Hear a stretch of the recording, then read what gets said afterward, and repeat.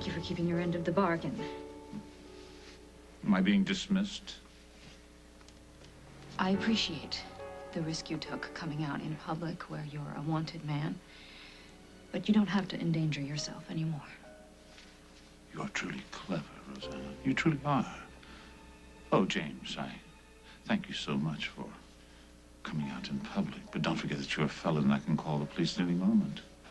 And there's the door. Why don't you just hurry on out, James? I just want some time alone with my son. Certainly you can understand that. Of course. Do you need some help getting out of the house? I can manage. When it's time. Look, I have done everything that you asked. I got the charges against Barbara, dropped all of them. Yes, and you were very creative. I mean, I was truly impressed. I kept my end of the bargain. Indeed you did. But certainly you didn't think that that was all, did you? I mean, that I was just going to hand over my grandson and ride off into the sunset? You mean there's more? There's more. Yeah, I was just being straight with you. Do you honestly believe that Rosanna would set up this whole haunting thing just to frame you? I said it made sense. I didn't say she was doing it to be mean. What you said is that she's nuts. I know how she feels, okay? Her kid is dead. She thinks she caused that. Feeling responsible for somebody's death, that really messes with her head. You believe what you want to believe. Well, look who's here. Would you like to tell me why your brother is so angry?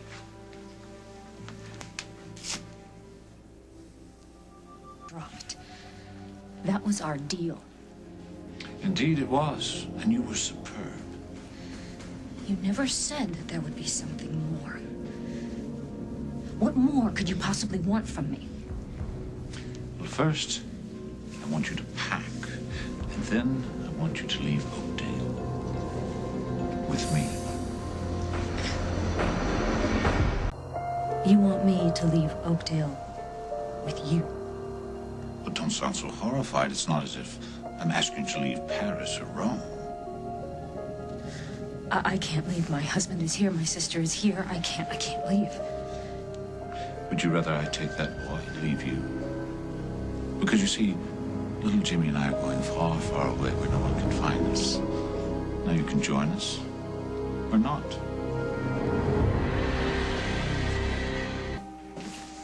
Will and I have nothing to say to you. Is that true, Will? Leave him alone. I can't believe you're just out, walking around, free. Because I'm innocent. Not by any stretch of the imagination. You know what, Paul? You can't have it both ways. You can't believe Emily when she accuses me and then disbelieve her when she has said I am innocent. I know it was you. Paul, just... Shut up. Don't say another word. Why? What do you know? What do you not want him to tell me? Emily named someone, didn't she? And you didn't believe her. Because more than anything, you want me to be guilty.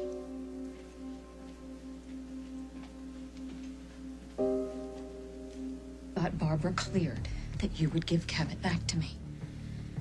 We are renegotiating. Why? Why are you doing this to me? What have I ever done to you? Rosanna, this has very little to do with you. I rather admire you, except for your taste in men, of course. Paul? My son was merely a disappointment. But then he decided to become my sworn enemy. I offered Paul everything a man could dream of. Now he'll have nothing. You would force me to leave him? I'm offering you an invitation. You see, Paul really doesn't deserve you. And I've come to the sad realization that neither of my sons is worthy to carry on the Sternbeck name. What are you going to do to him? I'm not going to kill him. I don't want him dead. I want him tormented. Look, I understand that Paul has disappointed you. We all have. But you have to understand that for Cabot, it's better for him to be around family and friends. And Paul and I can give him a normal life. normal, average. Not my grandson. My grandson is extraordinary. You want Paul? Fine. Fine. Say goodbye to your son. You can't do this. Oh, I can do it. And I have done it. Now, you see, Rosanna, you have a choice. Your husband or your son. You can't have both. Well, we can work something out. I'll do anything. I'll give you anything. Come on. Stop whining. You are a very savvy businesswoman. And you know that everything has its price. The more precious, the more valuable something is, the more you have to pay.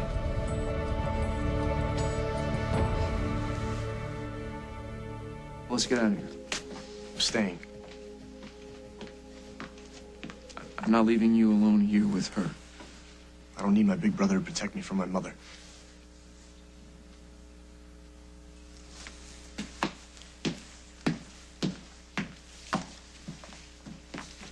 I'm sorry. I didn't mean to be a problem.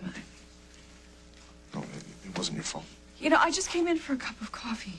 I didn't know you were here. I can go somewhere else. No, it's a public place. Stay if you want. I need to tell you something, honey. I've made some terrible, terrible choices these last months. I deserve to be locked up for helping James escape. And then all the bizarre things I did after that. But I am very, very sorry for what I did. You don't mean that. Oh, yes, I do. And now that I'm released, I know what a gift that is.